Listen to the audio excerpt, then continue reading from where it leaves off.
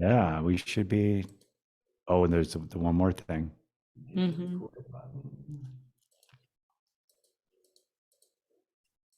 Yeah, there we are on. We are officially on. Everything's good. So yeah, How are yeah. you?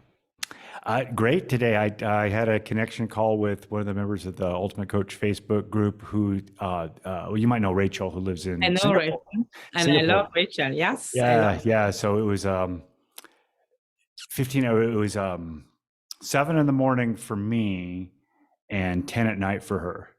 Yes. Oh, So, wow. So I've already spoken with her around 10. So meaning it was middle of the night for her, like 1 a.m. Well, she would be what? She would be 13 hours ahead of you. If it's 10 a.m. my time. If it's 10 a.m. your time, it would be like 1 a.m. Wow, Rachel, you love me that much to speak with me at 1 a.m. Yeah, I don't remember us speaking earlier than that.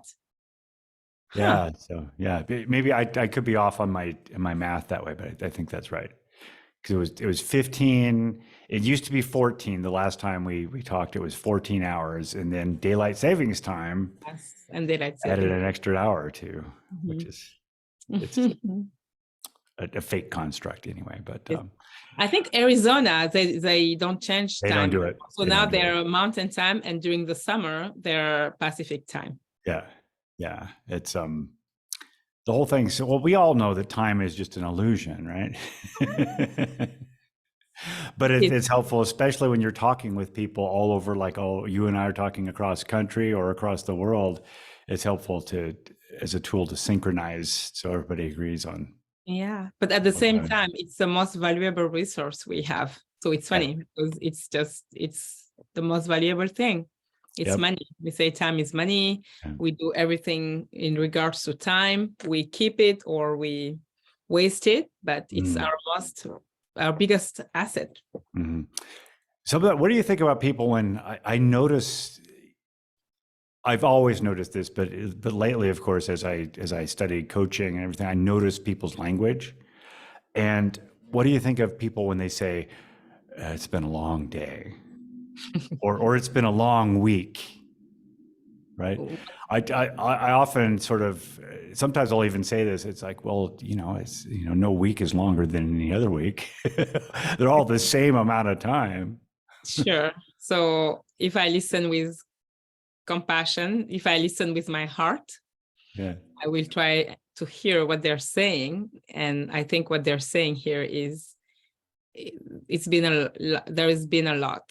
There's been a lot that maybe I didn't want to engage. There's a lot going on, usually. It means, because if we have the feeling that it's been a long day, it means that we're exhausted. And usually we're exhausted because we've done a lot of things. No? Well, we're exhausted because we've done a lot of things that we're resisting. Not necessarily resisting, but if there is, I don't know, there is an accident or somebody's sick or you had meeting over meeting. So it does. So maybe what they're saying is their perception of time has expanded out a little bit. May I say something? I think there is not one single right answer. Yeah. It depends, because then we're having expectations or we are assuming. I think we can ask the person, what do you mean? Tell me more about it. Yeah. What if every day was a long day? What if you're noticing that people are saying every day is a long day? It depends. Again, it depends on what a long day means for them.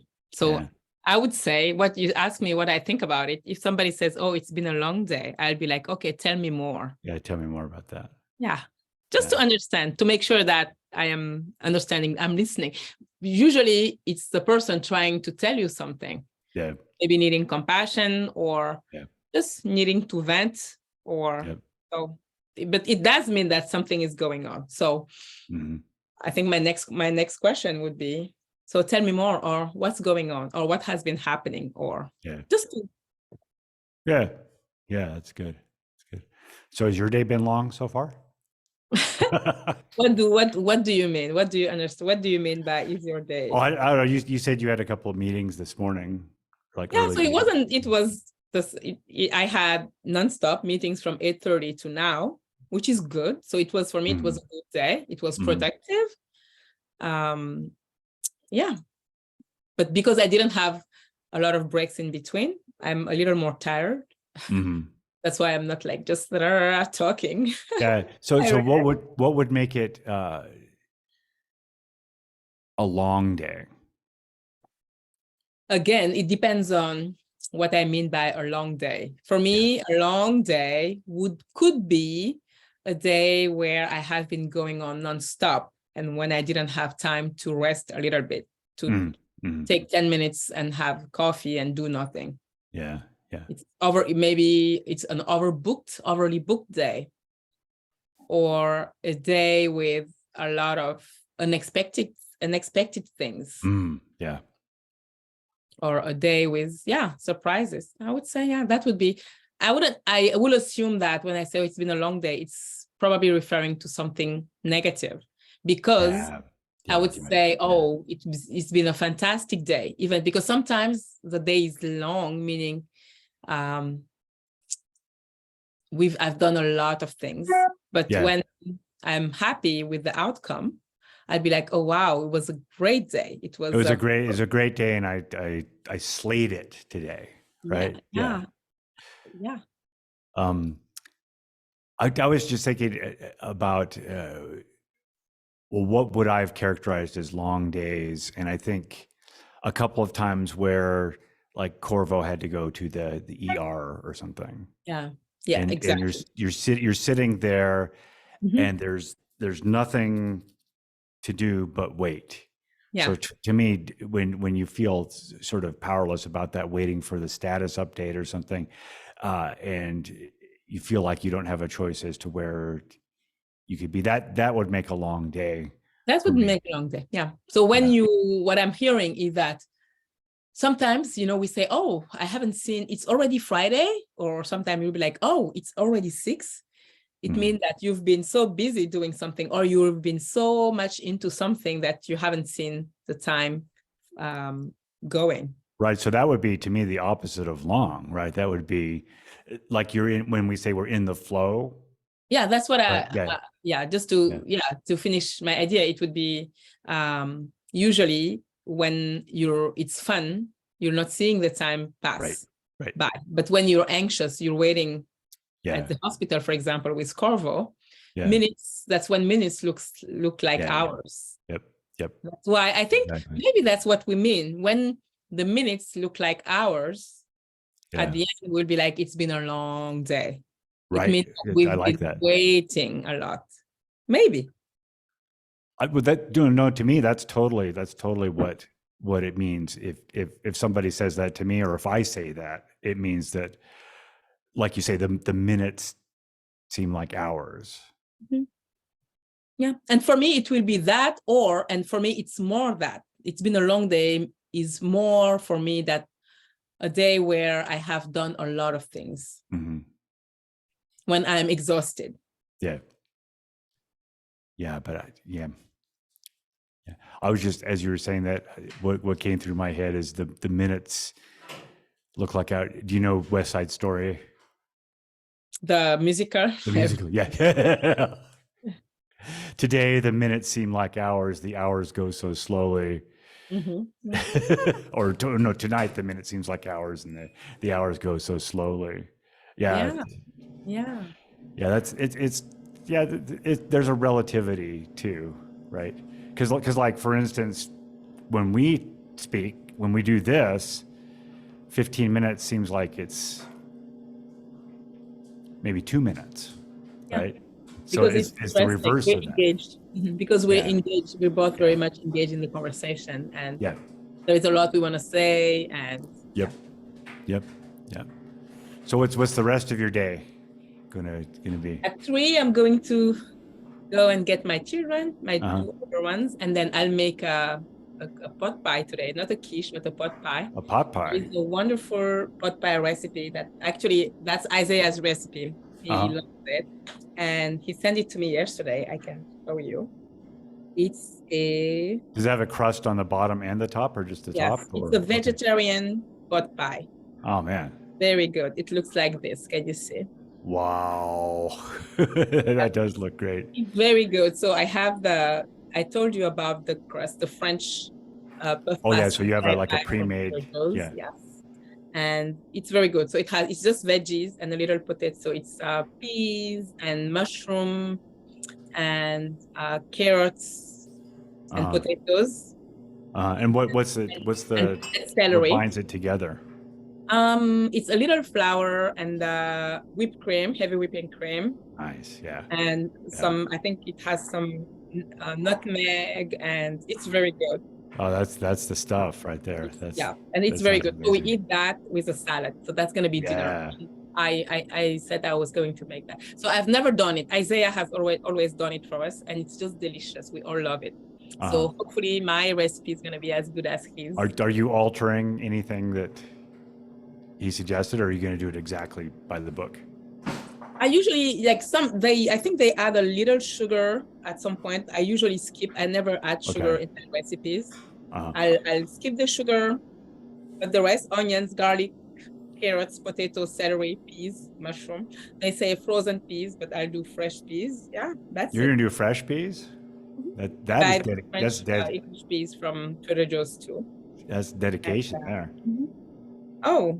Yeah. It's very good. So I'll do that.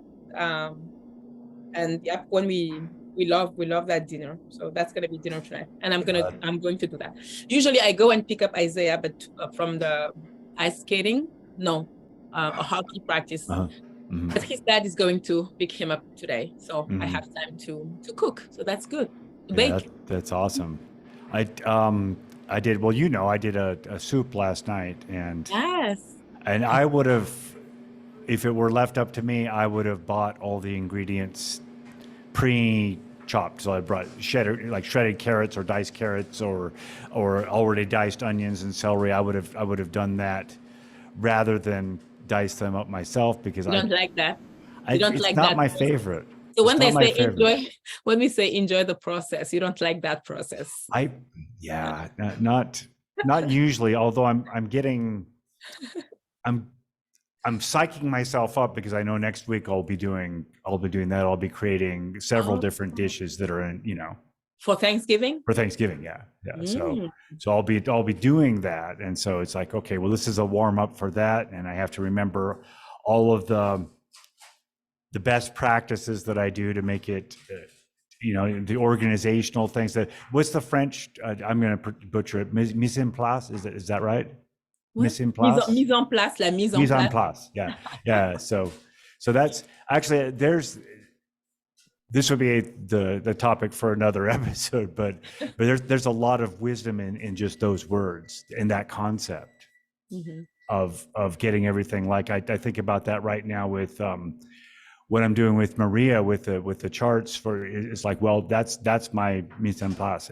I didn't say it right, but it's just the prep work. It means the prep work. The prep work. Yeah. It's like, I don't want to go into it with charts and music that is substandard. So if it's a substandard, I'm going to fix it. I'm going to make sure that's all ready. I'm going to go into it having practiced it before. I'm going to have all the stuff in place before it begins. So then it's a matter of executing it. Yes. And I think in terms of like if you ever watch the I don't even know what it's called anymore, the Food Network or any channel that has like cooking shows. It's like, well, yeah, if it would be fun if it was already prepped for me. I think the great cooks, though, I see Isaiah, for example, he loves cooking and he enjoys those prep work. So me, when I come to cook, I don't prep work. I do all at the same time, so I'm chopping onions and carrots. But Isaiah would take his time, like when he will do that recipe, he will chop the carrots, put in a little bowl, and then chop the celery, put in a little bowl, the onions. You will come and you will have all of his little bowls so it's beautifully prepared. So he's singing and he's cooking because he really enjoys food and cooking and the process. And I realized that I just want to have it done. I used to think that I love cooking, but the more I think now I don't enjoy that. It's more, and that is part of my awakening, if I may say. I'm with you, because I used to enjoy the process of cooking, and I would think about it. I'd read cookbooks and I'd do all this stuff, and now I'm like, yeah. But for me, it was more because of my upbringing. Like my mom, we had a cook. My mom was working all full time, but she would always cook on Sundays. And she said, like, to be a good woman, like a good wife, you need to know how to cook. So I made it a point before to cook 3 meals for my family and from scratch. So it was a chore. Right, and now that I am freer, I do what I want to do. I find I had to admit that actually I don't enjoy it that much anymore. I still love sometimes. Is it that you don't enjoy the process, or you don't enjoy the fact that it takes some time that maybe you want to be spending doing something else? It's not that. It's just, I think it's more that I've done it so much that I have like a ras-le-bol, meaning fed up with it. Because I've done it so much. I've done it so much as of duty than as of pleasure. Right. That I don't enjoy doing it anymore. Yeah, got it. All right, well, we'll have to, I think we'll cut there, because we are over time, but thank you. And thank you to whoever joined us today. Thank you. And thank you for sharing the picture of our dinner tonight. I want to see actual pictures of the actual product too. I'll send you if it's like a success. No, I'll send it to you anyway. Send it anyway. It'll be a success no matter what. Thank you. All right. See y'all later. Tomorrow. Bye-bye.